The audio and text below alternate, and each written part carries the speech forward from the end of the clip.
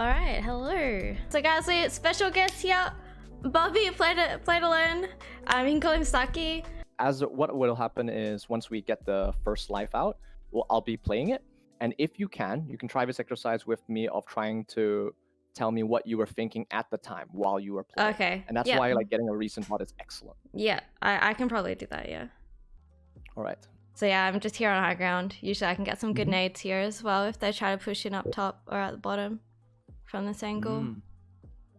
Fair. I noticed the hog starts to come up the top as well. But the sleep just misses by like an inch.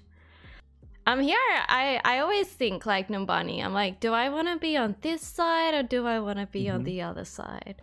But I think I end up going back over to the other side because they start to push and I just don't feel safe there.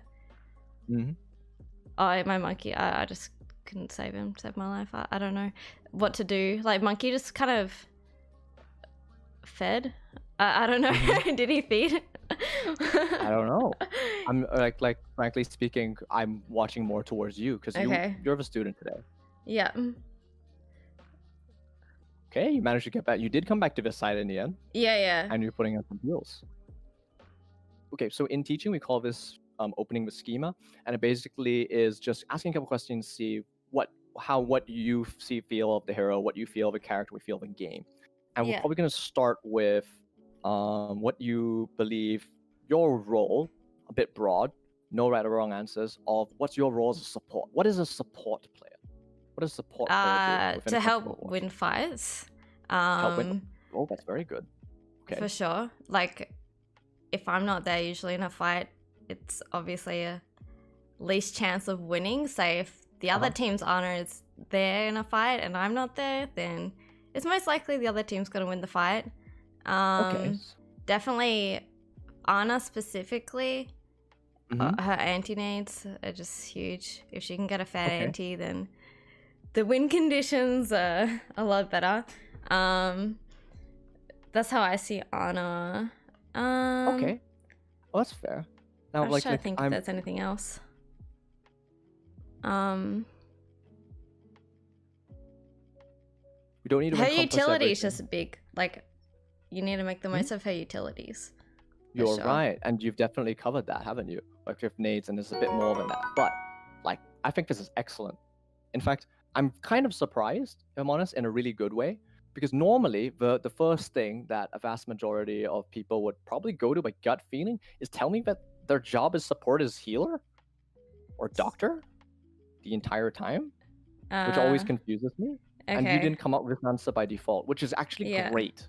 Now, can you imagine why I would be happy with that at all? Because there's two supports. I don't know, because there's two people that can heal. So like, you know, if you have, it doesn't really matter who has that gold healing medal. Like, it's not really about that to me. It's more like, well, obviously you have to heal, obviously, but it's more about the contribution that you can bring into the fights than just healing. That's how I feel. Okay, I think that's a great answer, and that shows to me that like 2.5 years, you're definitely experienced. You played the game for a decent while now, and I think that's great. So we're gonna be watching at how you've moved up initially, and you decided to go down to this position right here. And one of the things you asked earlier that I like tried to pay attention to was you asked like, when do I go this side? When do I go that side? Yeah. Right, and I think that's like a fair question. So the first time that you walked up, you decided to be up onto this high ground. And so what were your initial reasons for that? Because my team was on the other side and I had full line of sight of them. And like I said before, because of the anti-nades are pretty like good there. Like I've been able to get some good ones in the past, so I always try and just redo it kind of thing. That's pretty cool. Rinse and repeat. Right. No, so once again, that's your experience. So if I may reframe some of your words, just so that we can reuse them again. You're telling me that you're here because you have LOS on your team. Yeah. That's pretty good. That's like part one. You also have your utility, which is your nades. Yeah. And there's no particular reason to be closer to your opponent or your team because you have effective range as Anna. And how vast is your range? Like, how far can Ana go? And I don't just mean her ability to throw her nade into the stratosphere, even though she's a grandma. I mean her actual like gun range. How far does it go? Don't know. How far does it go? Yeah, that's a very Far? good Really question. far? Yeah, She it goes all the can. way until the end. Yeah, pretty much. off the And that's map. kind of like exactly, and that's like super important. It really, really is. So let's, now that we have those things in mind, we're gonna have a look at it again. So if we're walking up, then we can probably, from what you're telling me, if you have infinite range, Ana is sort of like Moira when she's using Coalescence, right? And when you use Coal, if you were perhaps maybe a more of a newer player, you'd try to walk, maybe you've seen this before even, where Moira has Coal and they just walk into people, and we sort of cringe a little bit at that because you don't get any advantage of doing that. Yeah. Now, Ana actually applies this too. Okay. So like you're like using Coal all the time. That's how great your healing is. Yeah. Except it's invisible, so you don't have that giant beam. But for that reason, if you see Piggy all the way over there feeding his brains out or doing something cool, regardless of which it is, there's probably not a lot of reason to walk up to him. And once you can see him, you're done, right? Okay. Yeah. So let's go on from here. This was bad position, I felt. Did I end up going up? I don't know if this is later on in the VOD, but I stayed down like under that bridge and I just got picked off, so... Right. Yeah. So we'll talk more about the words good or bad later, but for the minute, your initial instinct is to tell me that positioning wise, looking at this now, is like, this is not great. Why is it not great? Why would you tell me about that? Well, if anyone's actually trying to push through the main, they could have just picked me off for sure. Like, say Widow was standing like next to that bus, she could have just like killed me. Okay, sure. But you did actually have an initial reason for doing this, because you were walking out of a spawn and you were looking for someone to heal. So if you're right, if there's a Widow there looking at the spawn, this is dangerous. Yeah. But there isn't one. So at this moment in time, it's unlike fine. It's actually fine. There we go. So how will we know it's fine? What's like the important thing that we're missing? Checking, right? Well, pressing tab to see, obviously, who's in the team. To save a There save, we and go. I think we just want to fight, so I guess that says, like, you know, they're obviously coming out of spawn still. No one's gonna be there. Hey, very good. Now, if you don't mind, the reason why I would like to point that out is because rather than setting a hard rule, some areas are a full yes and a full no. If you know that there's like gaps in between, you can make use of that and do really fun stuff. Okay. We'll get to that. Cool.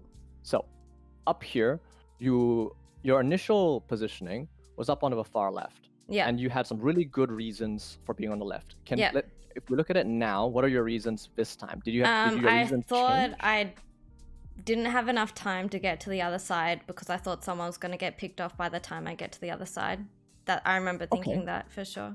Because I thought, if I go all the way through this tunnel to the other side, I don't know, I maybe it's not trusting my second support, or like, I don't know, because I don't really know who they are or anything. So I thought, I'm just going to stay here until... I don't know. I didn't think I was in a good spot here. I was too scared to rotate because I thought someone was gonna die or someone was gonna get low and need me. That was my reasoning. Those are some like interesting reasons, and I think they're actually genuinely good. Okay, so like the first one you pointed out was like rotations, and like the time for you to move up there. You're right; it would take you a fair while. Yeah. Now the only thing that in terms of how we act, we always act in like a couple of different ways, right? So like there's actually a very, very clear distinction between what we call fear and respect, because they both of them, they make us do stuff. Yeah. And funnily enough, the reason why we have 3 million people on the cart all the time like an IV drip is mostly because of fear.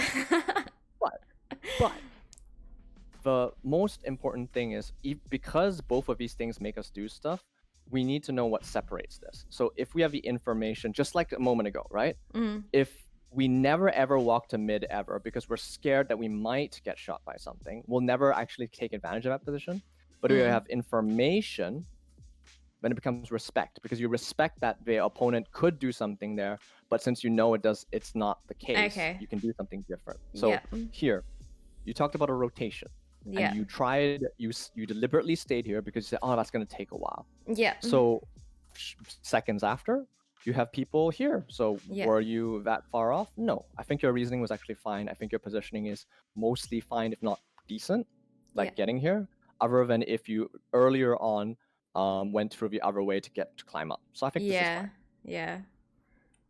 And you notice the hog there, so you're starting to back away, Yeah. which is also fair. In terms of the actual fight, though, since if you look at you and Mercy, you're sort of like the base heal, like the more important heals. Mm. You decided to walk away. Does that mean that your reason earlier, which is, the time of rotation, did you consider that? Did you consider how long it would take? Originally, yeah, but then I thought Hog's gonna push me, so I'm gonna run. Because I thought if I stayed up there, Hog would have just come up and picked me off. So that's why I rotated to the other side. I think that's a good reason. Now, at what point do you think, looking at it now, is that Hog actually dangerous to you? Not from that distance, really. No. Depends. No, not really. It depends? I think it does depend. I think you're right. Yeah. So, at what point? What does he do that actually makes him a problem? He's not really like a Genji. He doesn't have to get up to you first. He uses his. He's hook. Exactly.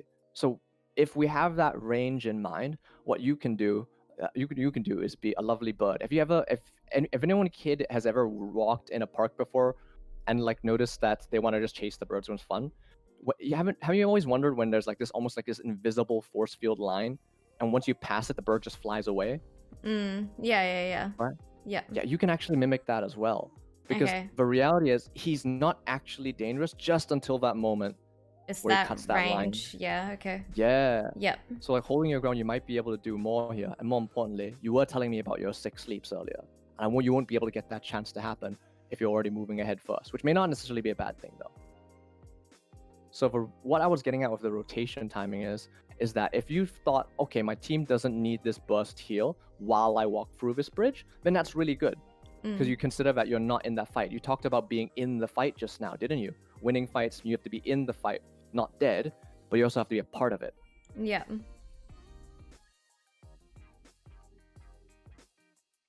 Cool. So you threw a nade at your hog because you saw the other hog and your hog close? The other hog was there, yeah. Pretty good. So that was a good nade, that one, yeah.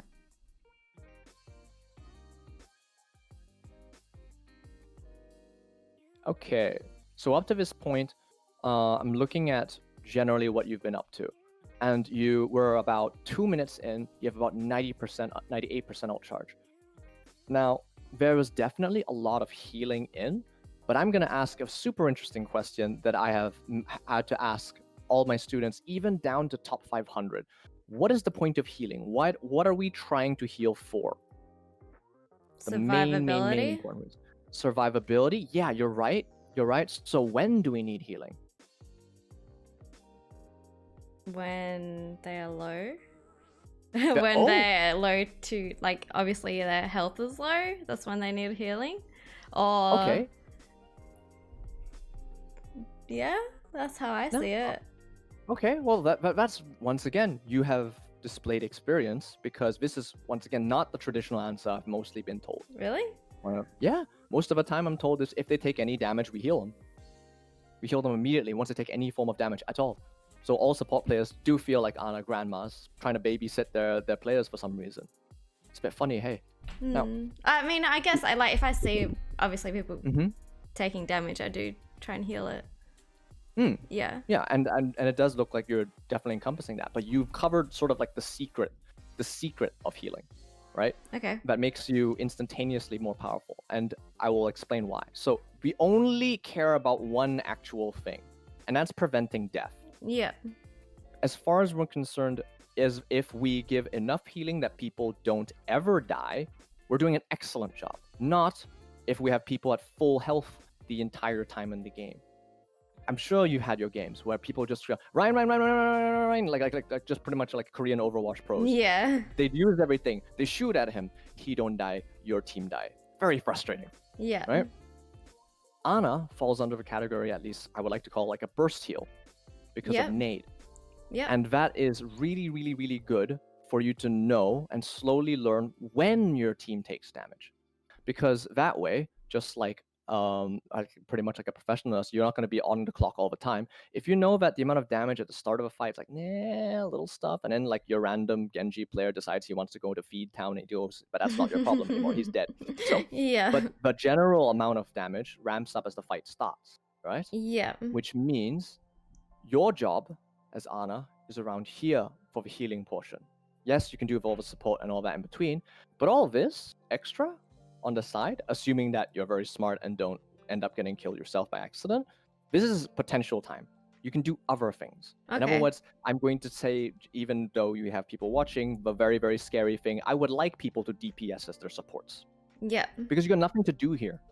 If it's only, you only have to gain, and at this point when you have really, really good healing, people are going to spam all their cooldowns and bankrupt themselves. And I'll talk about why Overwatch is Monopoly later. Okay. Except it's really more fun because they pay instead of paying money, they play in blood, cooldowns, and SR. But for here, if you are taking part in things all the time, you'll have more ult charge. Yeah, okay. More ults per game, more impact. Yeah. How we feeling so far? Yeah, no, that's really good. I feel like in lower rank games, like I'm able to do more DPS for some reason. Okay. I guess not as much happens. I don't know. I'm not too sure. That's perfectly fine. The good news is that like most heroes in Overwatch by design have a get out of jail free card, and in your case it's a bit more specific since it's a skill based thing, but you have it. Yeah. And what I would like to get at on the side is that I really, really do enjoy it when you go for the heals when you're not in scope. Not only because you have more vision, and we'll talk about vision in a second, but because you do technically start the healing faster since the scope has like a 0.8. Yeah, sorry, it's really 0.5 scope time. Yeah. Yeah, but it adds to it overall when you need to get the heal out. It looks like you're trying to aim at something quickly, aren't you? That being said, there was a drop. For all you know, maybe that hog was a part of that because you did take like a pellet of damage actually. So maybe you were actually hit by the whole hog. Oh, maybe. I mean, I'm happy to blame the whole hog. Sure. Right. So like you had general vision, and at this point, it's kind of hard for you to change where you are. So probably would be working on getting out, but it was a tough one. So it's not that bad. Okay. Right. So like new fight, but we've found ourselves back here again. So we found ourselves back here, and remember earlier we mentioned that like this isn't always a bad position, it can be a good position, but do you remember approximately why you're here now, or do you have what I would like to call sort of like a mental blank reset whenever there's a I think respawn? there was that fear of I need to be into the fight quickly. So you that's fair. That's once again displaying experience. That's why I didn't go all the way up around to the high ground, because that just takes more time. So that's why I just kind of straight to the point. Are we missing then? Going straight to the point. We're looking at this behavior now. It's not really amazing. So how can we, rather than going, this is bad, and because that would just make me a bad teacher, let's look at what we can do about it. So let's look at it and say like, okay, so we got to this because we're worried we're not in the fight in time. What can we do to tell us about the state of the fight, especially when we're in respawn? What can we do about it? Watch the fight and hold tab and see what picks we're getting. Yep. There you go. Very good. And just like in a similar fashion, like when you're calling a Uber driver and you plan out for a bit for a night out, you probably want to like figure out, okay, during that time, what's going to happen? Remember we said that excellent support players, just like you were talking about like, okay, the stuff in a fight happens at a certain point, but if you know by watching the fight it's not getting to this yet, then they don't actually need your healing, do they? Okay, yeah. Okay. Yeah, like have this mindset when you're back in the spawn. I will. Okay, so let's talk about the most underrated thing about this game that makes it not CS:GO, and that's your cooldowns. So like, let's talk about it a bit. So like, what's a great sleep? What's a great nade? Great nade is the nade that changes the win conditions, I feel. I mean, in a that's fight. Yeah, that's technically true. Or but what is a fun nade that you'd be happy with? A fun nade? Yeah, like what would you be happy with? I love it when nade, like the team's like pushing through and you can get like a nade in, like as they're pushing through like a choke. Okay. Tell me. So why is that? So let's play some Overwatch, and by Overwatch, I mean, let's play balloons. Let's play balloons Balloons tower are so defense. good. Okay. It's kind of weird, isn't it? And we'll talk about Monopoly as well, Overwatch, in a minute. So like this looks kind of familiar. This looks very familiar per point, doesn't it? So we're gonna start from a second point at Streets phase, and we're gonna look at this last point. So in tower defense, tell me, have you played tower defense? You sound Yeah, excited I about that. have. Have you played it before? Yeah, I Okay, have. tell me, how do we win tower defense? Expert SarahJane, can you tell us how do we play tower defense? What do we do? What's our job? You have to put the things in the right places in the map. I don't know how to explain it. I'm not very good at the game. No, see, here's the thing, right? So far, I do detect a little bit of doubt, if I may, and that's perfectly fine. And that's because, well, I would be assuming if I knew the exact reasons. But so far, if you have not noticed, I haven't actually told you all stuff that came from me. A lot of this information is coming from yourself. My job as a facilitator is to see and check your knowledge so you can use it. Okay. Yep. So you have played tower defense before, right? And you told me that you put them in the right places, and generally where are the right places? So we're gonna pretend that we can put some stuff like super up front. Yeah, some at the front. And towards the end. Some at the front. Why do we put stuff at the front? Because it's like what happens usually? Quick to get rid of them. Uh-huh. Instead of letting them get to the end. Ah, it's more you're right. risky. Like, and you're right. Yeah. So I don't know if I'm saying the right thing. Right thing? No, far from the right thing. I think you're doing excellent. I think that's really, really good. So you pointed out how when there's stuff at the front, Picks they have it to off handle quicker. things loud. Exactly, it picks it off quicker, and stuff happens so that by the time they get towards, even if they survive the initial bit, they're pretty tired, aren't they? Like whatever's left, they usually have low health. Yeah. So Overwatch is absolutely no different, especially ranked because it's bots. Never mind. But your job is to make it as painful as possible, just like in an RPG on the way to the final boss. They're gonna use all the potions and suffer all the way until they get to the final objective. The raid boss being your team, who hopefully has not completely died off at the end. That being said, that means that when you talked about throwing that cool nade you talked about, right? I like throwing nades that hit a lot of people as they come in to the fight. So you told me two things that you're really good at. First of all, you told me how you realize that on their way in, they're about to take a fight and you put them at a disadvantage. That's really good. And the second thing is you actually told me about a timing thing that you actually inherently know. Because you know that around this time, somewhere in the game, just like when we talked about heals, people move around the map at a certain timing that you can predict. Yeah. I'm using different words, but that's actually what you've said. Yeah, no, that makes sense. Yeah, just from like experience playing, like you can, it definitely becomes more predictable, the game. Like you know when things gonna happen. It's like the same, like you know when people have their ultimates and stuff because like time. Exactly. And like what they've done and who they've killed and stuff. So games are good at teaching people. Games are very good at teaching people, and you've clearly picked that up. So knowing that now, so you have 12-second cooldown. Like for, sorry, not 12, what am I on about? 10-second cooldown for your nade, right? And we already know that we can get a fancy nade that heals our team and hurts the opponent. But remember we talked about just a second ago, that little in-between time, in between fights where you're doing sort of like not too much? Yeah. This is where the DPS times are fun.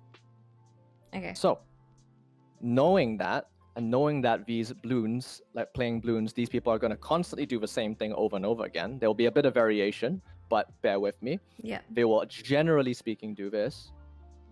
And you know that if you every 10 seconds, you have a nade chance as they do this. You would, what would you like to happen? You're playing Sims 4 now, and you can put the nade anytime you like. We'll just pretend that you're from in the sky. You can put a nade anywhere you like as this fight goes on, or as this entire push goes on. When would you like them? Where would you like them every 10 seconds? Well, that corner, that first corner. So here's one. Yeah. It's an excellent nade. That looks pretty good. Oh, like even on that the other side is what I was... the other side. So well, like past that even. Oh, no. Like literally just opposite of where you first drew. So like yes, usually you have like your Ryan standing here, right? Yes, I don't know, sometimes. And like you're holding here and then team's pushing here. Sometimes you can like bounce a nade on this corner. So then it splashes.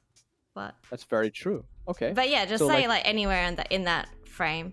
Like that. Okay, sure. Yeah.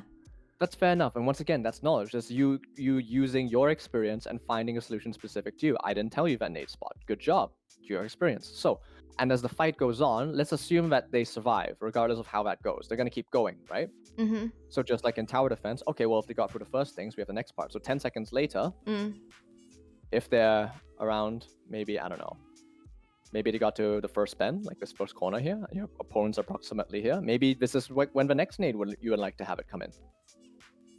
And then yeah. And then like so on and so forth. Yeah. So the next question is probably, so where do you need to stand to pull those nades off? I usually stand on the high ground. Behind. So stand around, like up here? No, not there. Where the leaves? Yeah, up here on this ledge. I stand up here. I like this spot. Okay. Awesome. And just like how you talked about earlier on the first point, when we talked about like the first point standing at the center of it, kind of poor and kind of dangerous, but only at the wrong time. If you're here and you're throwing that first nade around the corner, most of the time I would probably agree with you or go through the idea that that's actually safe now. But as they come up, when, if at all, would this place be unsafe?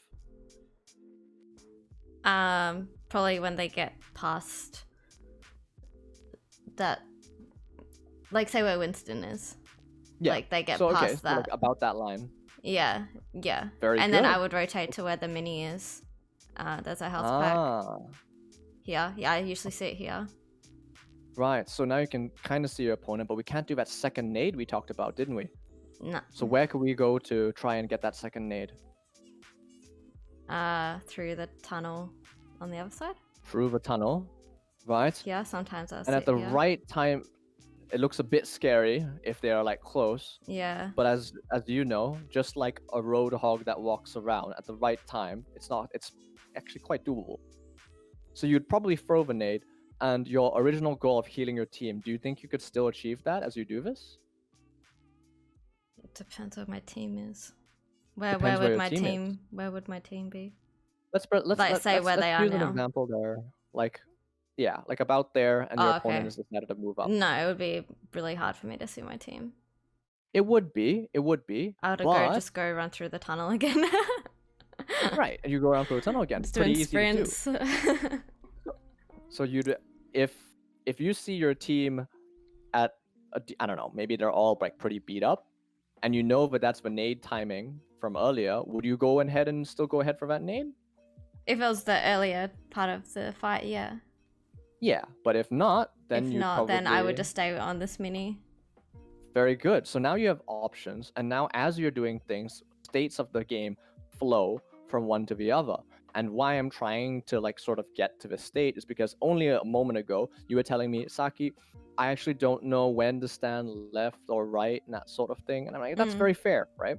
But when we simplify this to an extent, what you need to do or even want to do from your character, which once again, not me telling you, you telling me from your knowledge, oh, I kind of want to do that.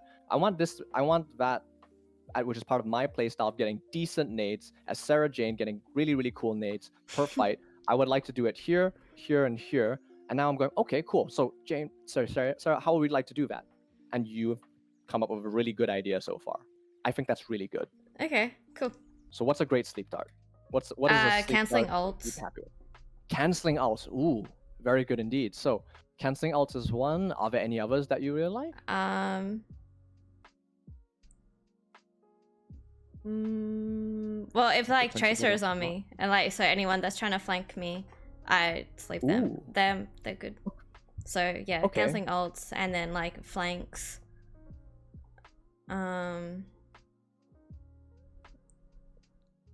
Okay. Yeah, I think those are the priorities.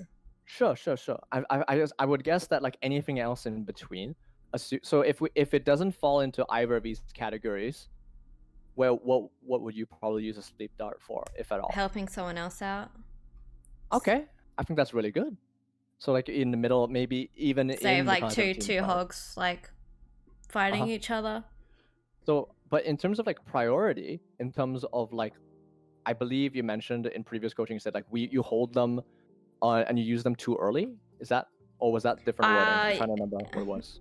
Sometimes, yeah, I do. Like I'll just throw it out because I think like, oh, let's Because just try and get a pick on this person. Like, That's fair. I think those are good reasons. Those are very good reasons. So let's look at maybe a different way, just to give it a shot. Okay. yeah. So like, one of them is canceling. Let's look at it in order of importance. So like canceling ults. I think that's very important. I think Yeah, that was great same. that you said that first. Mm-hmm. And the other one that you said was threats. Yeah.